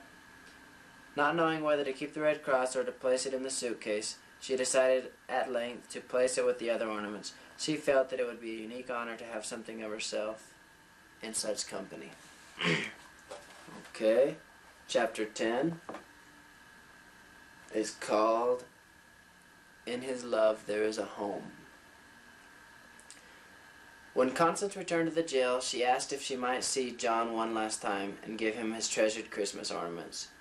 They said she couldn't because he was gone. Gone? She thought. How could he be gone? The policeman said someone who claimed to be family to him came out and got him. She thought her name might have been Sara, but he couldn't remember. But he left this for you. But he left this for you, the policeman said, as he handed her an envelope that Constance quietly opened and read in the hallway that led to the jail. My dearest Connie Lou, thanks so much for everything. You'll never know how much knowing you has enriched my life. I want you to have the ornaments as my Christmas present to you. After so many years of traveling, I feel they need a permanent home. While she was reading, she was distracted by the sound of singing down the hall, and the tune was hauntingly familiar. It sounded like it might be from one of the jail cells. Then she focused on the singing long enough to understand the words. She recognized it as the Christmas carol she'd heard before by a group of singers huddled around a fire that was burning in the garbage can painted like a Christmas tree. Homeless like the Christ child was. We are homeless, but there's hope because. It was one of the forgotten carols. He taught it to give hope and dignity to the homeless living on the streets, and now in just a few hours in the jail, John had shared it again with others who needed to be lifted. Just sitting in the hallway listening to the forgotten carol made her feel close to him. She turned to the final words of his letter. I too am dreaming of Christmases when we'll be together again. Merry Christmas, John. He had heard her song, her forgotten carol. He had heard it long before she knew it had been written. She tenderly held the note and pressed it against her heart. She rocked back and forth, and found herself singing the carol with the homeless carols in the county jail. Not with sadness or loneliness or despair, but with dignity and hope. As she sang, she no longer wondered where those feelings came from. She knew. As she tried to imagine how she would describe John to the others when she told her story, the only word that came instantly to her mind was beloved. The next morning, Constance got a chance to tell Mr. Halifax what had happened, and she presented him with a check for $5,000. She wouldn't let him act disappointed with the amount, as she spouted the virtues he himself had espoused at every telethon he'd ever appeared on behalf of the hospital. Your contribution, even a few dollars, she half impersonated his delivery, will be a living, working legacy here at Fullerton Hospital. She silently dared him to say anything after that. Then she informed him that she'd like to work Christmas Day and give some of the nurses a chance to be with their families. She surprised him again when she asked if she could help in the maternity ward. She made sure she was scheduled and then left his office. On Christmas Day, there were 3 glorious miracles at Fullerton Hospital. 3 new babies came into the world, and Constance was there for all 3. During one of her breaks, she just watched one of the new fathers and the new mothers marvel at their newborn children. One of the fathers recognized the nurse who had helped with the delivery of his son and approached her. You were there, weren't you? Thanks for being with us when you probably wanted to be home with your family. I'm just so grateful for everything, and I wanted to wish you a Merry Christmas, Miss. He struggled to see her name tag, but it was covered by a blanket she had over her shoulder. My name is Constance, she said almost automatically, but she paused, and as he looked into the eyes of the young father, his sweetness reminded her of a dear friend, and she smiled. But my friends call me Connie Lou. Alright. That's it for the Forgotten Carols then. Jimmy Joe just ruined the end. I hope you all enjoyed it. Come on, let's have one of the actors come down. Have a seat. This is Jimmy Joe. People call him James. Mom calls him JJ. We'd like to thank him for all his work he did in this. He was the innkeeper. Yes, he was the innkeeper and the head chorus master, the guy with the beard, the puppet. And he's also assistant director. I'm the director. I earned that name. He did all right to earn the name of assistant director. But I hope you enjoyed the show. A little long, but you guys better enjoy this show. This is the end. You better have enjoyed this show. It took a long time. Why do my eyes look cross-eyed? Can I come in? Mine do too. Why do mine look cross-eyed? Okay, let's turn it off. Man, it's in here.